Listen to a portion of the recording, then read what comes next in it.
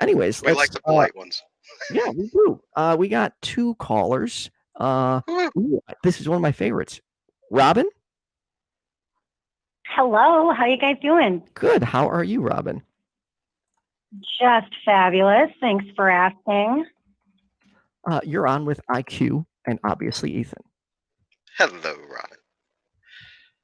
Hello. I thought that we would change subject just a little bit from that lovely conversation and talk about some history that has alluded to the possibility of aliens being involved in our civilization over the past several thousand years. Aliens, yes! All right. Love it. For a second, I thought you said Aryans. I'm like, oh, shit. One of those conversations. No, we don't need another one of those. We have a president for that already.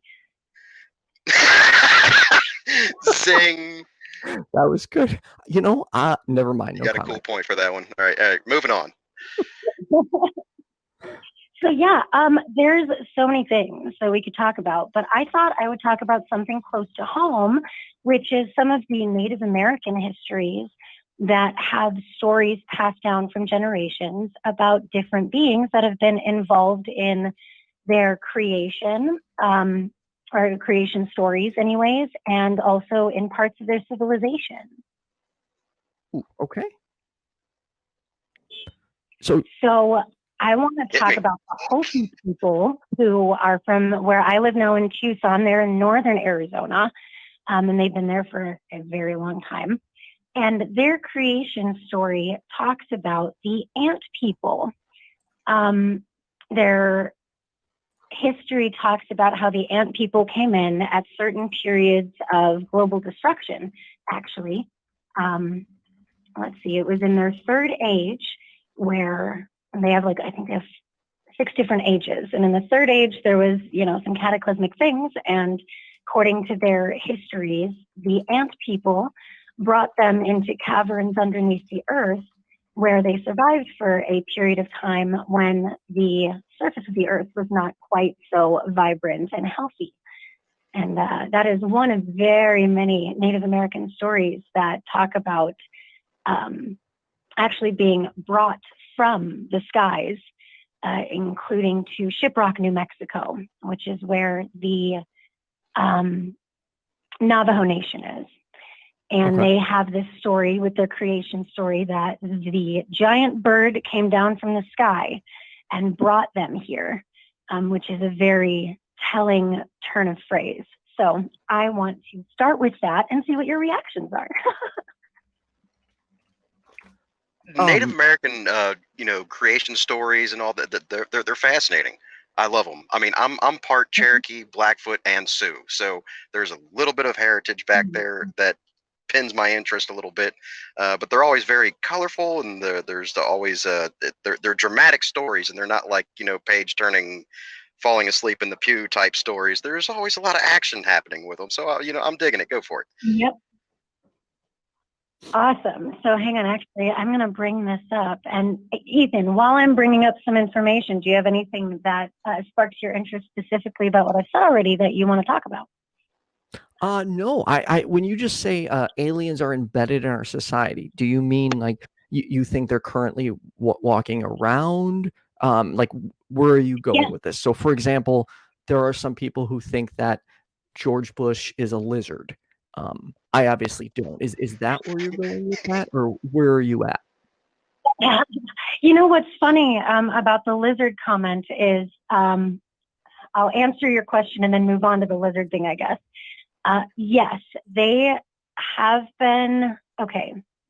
There were points in our history where they were legit just walking around, being a part of building cities, Egypt, Sumer, all sorts of things like that.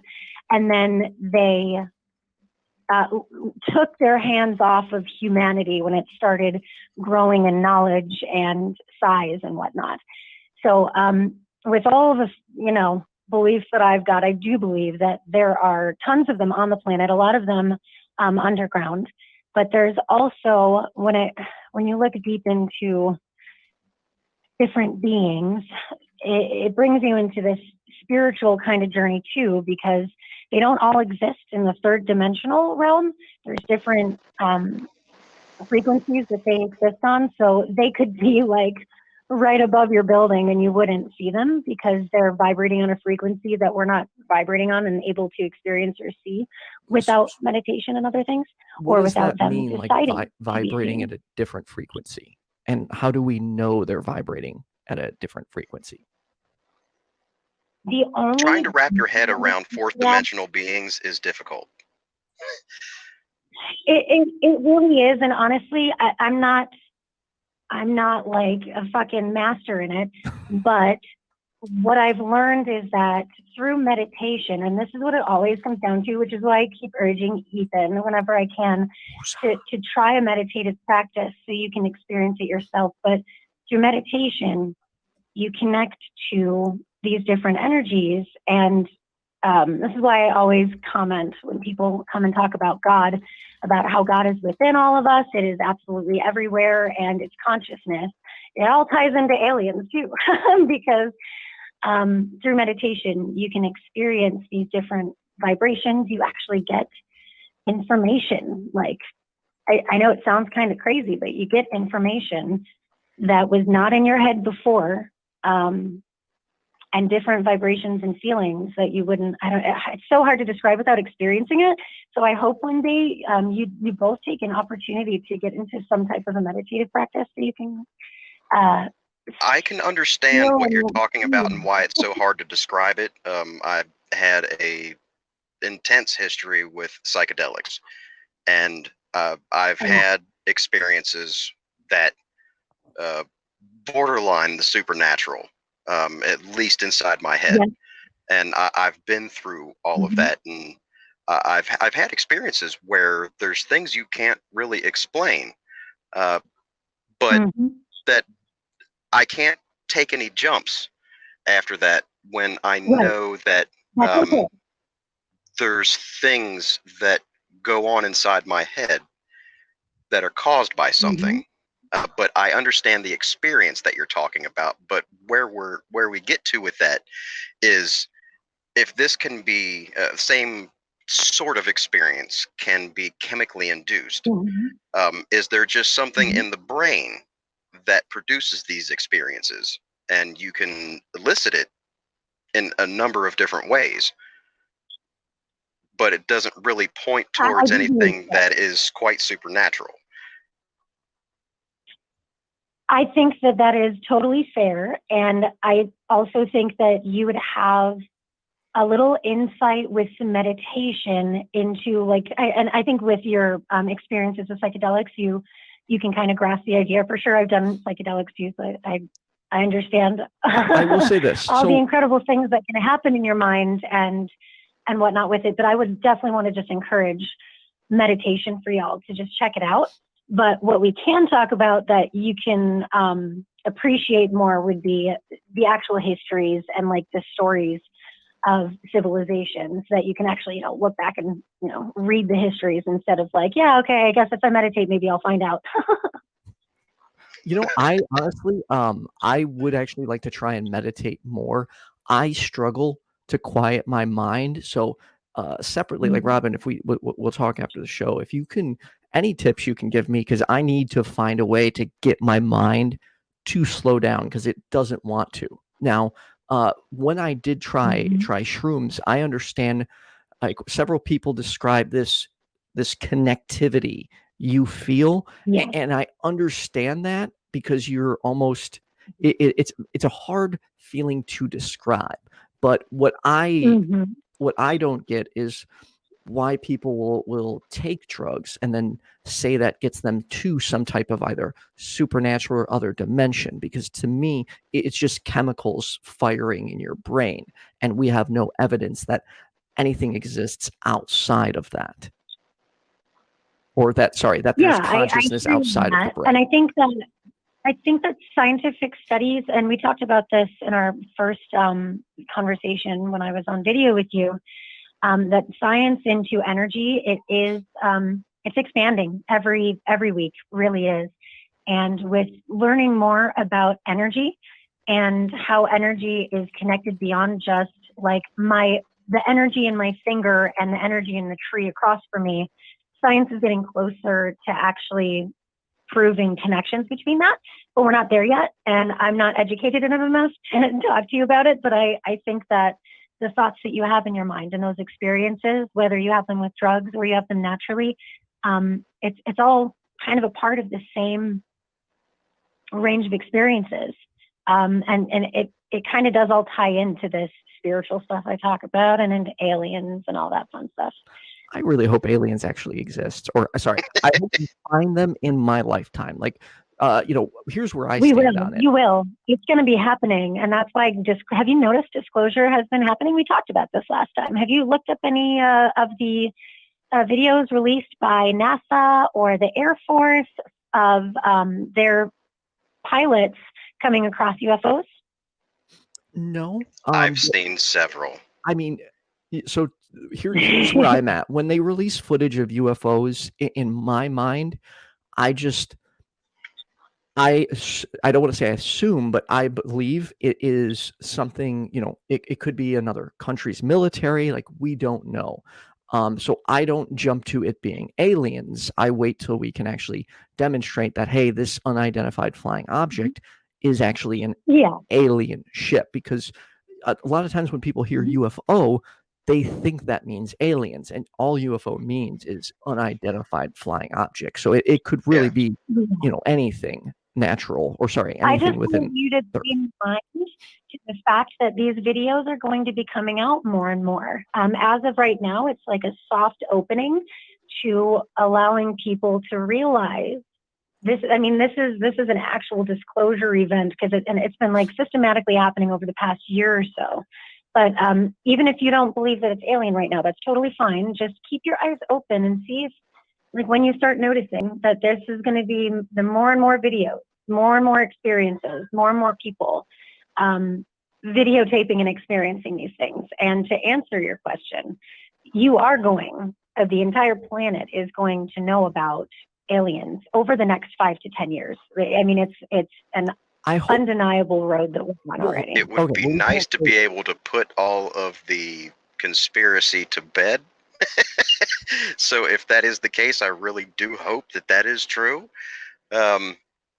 See, there is a lot of stuff that we don't understand, and and I've touched on this already about the universe. The thing is, we create a lot of explanations for things that we don't understand because we really want to understand everything. Right. And there's a lot of pop culture around aliens, and I really don't want to discredit you or belittle you in any ways, with all this, because I'm really open to a lot of this stuff. But there is a absolute brick wall when it comes to just accepting it because it sounds good, or there's a little bit of supporting evidence. It's got to be concrete. If you tell me that you've got a cat in your garage, I'm going to say, cool, make sure you feed him. You tell me you got a dragon in your garage, I'm going to be a little more hesitant to take your word on it, because I've never seen a dragon, unless you go, it's a kimono dragon. Damn it. I think that's the main point, in fact, is that more people need to have these experiences, because for a scientific-minded person, you could have 100 people come up to you and say, I saw a fucking UFO, man. Like, this was not human. It moved 5,000 miles an hour. It jumped into a different dimension and back in, like, whatever. You had 100 people come up and tell you that. You're really not going to believe it until you see it yourself. And I've had 3 experiences. That's one thing I know, is that I cannot trust my brain when it comes to things that I just see. I've seen some shit that I know isn't there. And I know my brain interprets things certainly, in certain ways, that what I want to see, or what I thought I saw, or what it could be, and your brain just kind of inputs the missing information. Okay. Are you ready? Are you ready for another UFO experience that I have not yet shared with you? Sure, please. Okay, let me tell you this one. This is my first one ever, and it was it was so crazy that I had the cognitive dissonance while it was happening, where as soon as the experience was done, I questioned if it had even happened because it was so wild. Okay. This was in Chicago. This is in the west suburbs of Chicago at a bar in Lombard called, for God, what is it? I don't know. It's at a ski hill at an apartment complex in Four Lombard. Lakes? Okay. Two weeks before this, Are you? a friend of mine had told me. Sorry, Robin. Huh? Go Are ahead. you talking about Four Lakes? Yes, Okay. I think it's Four Lakes. That's right. It's a bar at Four Lakes. Yes. Okay. And do you know the date Okay. of this by chance? This was in 2008, I believe. And do you perhaps know the month by chance?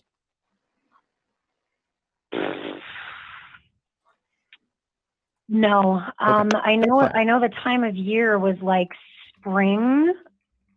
Okay. Like spring, maybe early summer. All right. Go ahead. So It might have been Ethan dancing. He's got some moves. Go ahead. Sorry, it was just joke time for a second. It might have been Ethan dancing because he's got some moves for you. It might want to get you to rethink reality. Robin has seen me dance.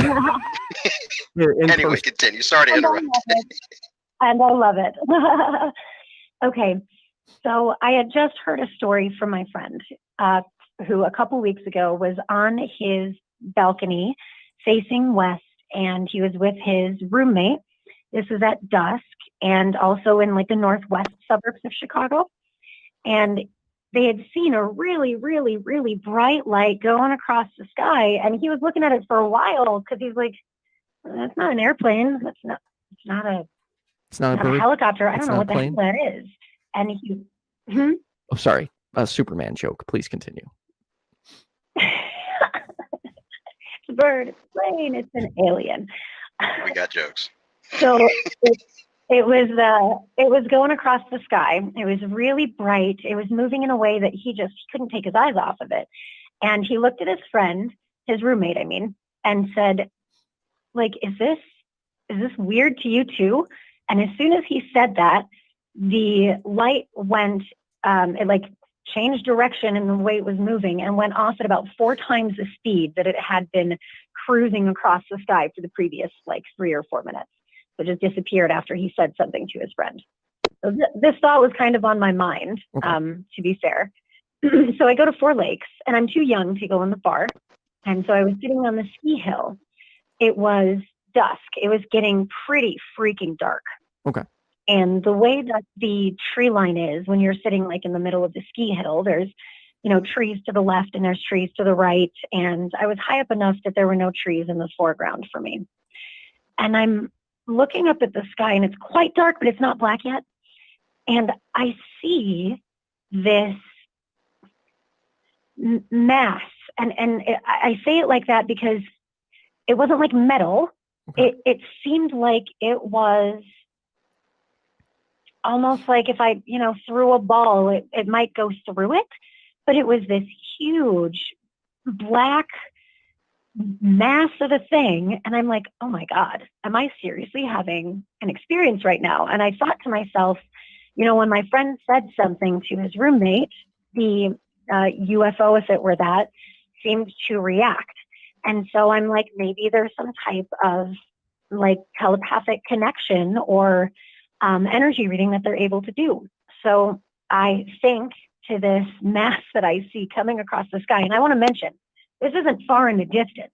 Like this thing is not miles away. This thing is, I don't know elevation very well. I don't know how I would say elevation, maybe a third of the Sears Tower. How about that? Like that's the high. The height. Okay. Okay. Sorry. Go ahead. Yeah. The height was maybe like a third of the way up the Sears Tower. It wasn't super, super high up. And it was, God, not more than maybe 2 football fields in front of me.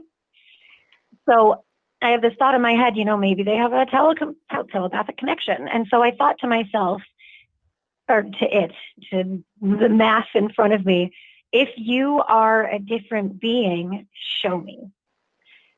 And 5 lights that were this yellow orangey kind of color lit up along what I would say is like the kind of the outside ring of it. And it blew my mind because these 5 lights, it was only like almost like a half of an ellipsis that I could see. So like there was more to this thing in the tree line that I wasn't able to see. And these lights fucking turned on, not insanely bright, but I mean, they were there. And I almost pissed myself and I got a little nervous. And then the lights turned off and I continued to see this black mass kind of like so slowly continuing to kind of like move from left to right in my vision. But then it got so dark at this point that I couldn't tell if it was there anymore because it wasn't solid. It wasn't like a fucking shiny silver thing. It was this malleable kind of darkness. It was crazy. It was crazy. So what do you, so my first question is, what do you think it was? I can't, I She's mean, not the only saying it's thing aliens. I think that it was, I've never seen anything like it. I've never felt anything like feeling like this fucking thing or whatever was in this thing was communicating with me. I can't explain to you how intense that was, but the only thing that makes sense in my mind is that this is some type of a ship, and that it's not entirely in our dimension, which is why it's not an entirely solid seeming object, but it was still able to react or respond to my request, which was even more mind-blowing. So are you open to the possibility that this could be a ship, or a military vessel that perhaps you've just never seen before, and you were shocked by it, which puts you into a heightened emotional state, and possibly caused you to get those feelings you were talking about before we jump to it being aliens? I can interject real quick. Normal material. If it had been a material of any type that I would have recognized, then yes, that would have been my first thought, is what military ship is surveying us right now? But this wasn't a material. I mean, it wasn't even material. It was something else. Do you think, and let me ask you beyond this. the fact that it was weird looking, for it to respond to me, that's on a whole other level. Do you think, or how many out of all the tens of thousands of different types of military vehicles that are out there, or aircrafts out there, what percentage of them have you researched and have seen with your own eyes? If you had I've to seen just a few, guess. but I'm definitely not an expert in it. Oh. But this is where I'm going to go back to my response that you need to see this for yourself to understand it. And on that note, I suggested this movie before, and I really want you to look into this because it actually goes into all of these different UFO sightings that are all up on the internet that were caused by these meditative groups who are looking to connect with these different beings. So when you guys get a chance, it's worth every second, watch Close Encounters of the Fifth Kind, which is not to be confused with the movie from the 80s, The Close Encounters of the Fourth Kind. Let me ask you this, Robin. Let's say you and I are outside and a bird lands on a branch nearby, and I look at it and tell it to fly away, and then it does. Does that mean it listened to me, or would you say that that was most likely a coincidence? If it was a crow, probably yes, because those little bastards are smart. Thanks, IQ. I honestly accept the possibility of either. Right, but which would you lean is more likely? That it's a coincidence, or that the bird actually comprehended what I said and flew away? It's more than likely that that would be a coincidence. Oh, so a follow-up question on that. That's So, yeah. that's where Explaining the things that we see have a big part to do with what we allow ourselves to be convinced of. Where you, like, So say more you're out, convinced of a why certain do you thing, like just as a topic, you're convinced of a certain topic, like, yes, this is very probable, and I really think this is it, and I hope I see some of it someday. Then you see something someday that you can't quite explain, and you're like, that was that. You know, if you stay skeptical and you stay on the fence about something, I really don't think this is true, but I hope something comes to light of it someday. You're more likely not to ever see that. It's because we allow ourselves to input this information when we see something that we don't have an explanation for. So were you convinced of the supernatural and any sort of paranormal or aliens, anything like that? Were you convinced of that before you ever had your first sighting? Before I had my first, that one that I just explained to you, I had the idea in my head, but I was not convinced at that point. But I am convinced now, so I'm not going to pretend. I am very convinced. And I just want to pose kind of the same question to you. If you, actually, did you, I know Ethan remembers this, but to you, my friend, did you hear my first story when I had called in last time? I believe so. Where If I can quote it or anything, I'm everything? gonna give you a no, just because there's a lot of stuff that goes on in my life, and you know I'm like Dora, so you know my memory isn't all that great. I have to take a lot of notes. But anyway, please continue. Instead of telling the story, I'm just going to bring two of the pieces from it and ask how you would, or what you would think if you saw this. So if you saw a light in the sky that had been hovering there for approximately 30-ish minutes at this point, that looked unsimilar to anything you've seen before in its quality, the fact that it's noiseless, and just kind of a interesting feeling with it.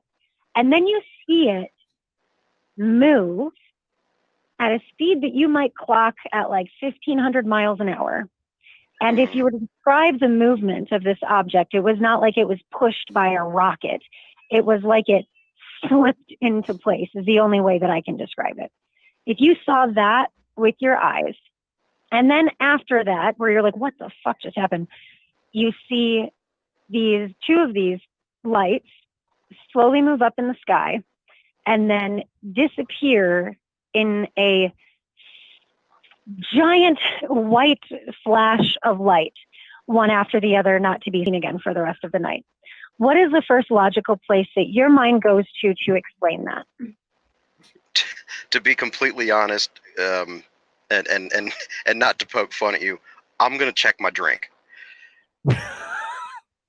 And that's exactly why I'm so passionate about this, is because it was such an incredible experience. And these are the types of movements that you see in the videos that NASA and the Air Force have been releasing, where these ships are being clocked, or these lights or these unidentified objects are being clocked at 1,500 miles an hour, and they're flying and flying and flying, and then poof, they go up into the sky. You see it go through the radar, and bam, it's gone in literally like a half of a second.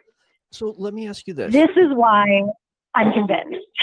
Why does speed and not knowing what it is automatically equate to alien life, as opposed to saying, hey, I don't know what this is, but I'm going to keep looking into it in the meantime?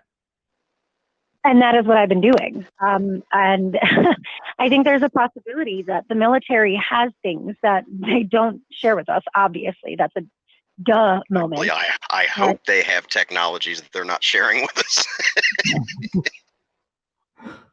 But the intensity of these experiences, the way that these things move, the quality of the light, or in the experience I shared with you guys earlier today, the weird ass type of energy that thing was, but it wasn't a normal material. You see all these things and you start to realize that in this universe, where there are not only millions of galaxies, but quadrillions of stars and opportunity for life, that it makes much more sense that there is life existing all over this universe that began way before we did and know way more than we do about physics, about science, about the universe, about time and space. And they figured that out a long time ago, and they are here. And I think that that makes way more sense than there being a God that, poof, made a planet, made all these creatures, and said goodbye. And these lights in the sky are just technology that, though it seems like it's hundreds of years beyond us, is somehow existing with us right now. It makes more sense to me. It's the only logical conclusion in my mind, honestly. Let me address this real quickly, and then we got to move on to our next caller. But yeah, I agree that alien life makes more sense and is more plausible than a supernatural explanation like God. However, until such a time, just like with all supernatural claims, until I see these aliens, or until the U.S., the military, the government, someone comes out and says, yes, there is alien life, we've been visited, or, you know, these ships are definitely not earthly, then I would be open to that. But until that happens, and they have, they have though. That's kind of the thing.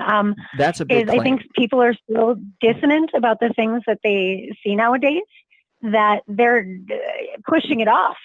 So that's why I want to encourage again that you look at Close Encounters of the Fifth Kind. Both of you, please do. Anybody listening, please do. And it will give you insight and also show you some places where you can see that not only has the Canadian Prime Minister come out and explained, yes, there are beings, but so have the Russians, so have the Chinese, and our government is starting to do it now too. And I just don't believe you've seen it yet. So I would love to encourage you to do that, because it is actually being disclosed around the world right now. And it's easy to find with the Googles. Sounds interesting enough. Any of those, but if you could send me any of the links from these other governments saying there's alien life, and I will definitely look at those. So there's a lot that goes into the Drake equation, and you know, it sounds legit, but I can't base my beliefs or at least my facts on sounds legit. I will hold it as a belief, or at least as an interest, until I can have, you know, I can eliminate all other possibilities. And that's when it becomes fact. I'll show you guys some links, and I hope that you guys will come to see it a little bit more. But if I'm wrong, I'm wrong. But I'll show you what I've got, and I hope you guys have a great rest of your night. Thanks for having me. No, thanks for calling, Rob. It's always a pleasure talking to you. It was awesome. Thanks for calling. Have a great day, guys. You too. You too.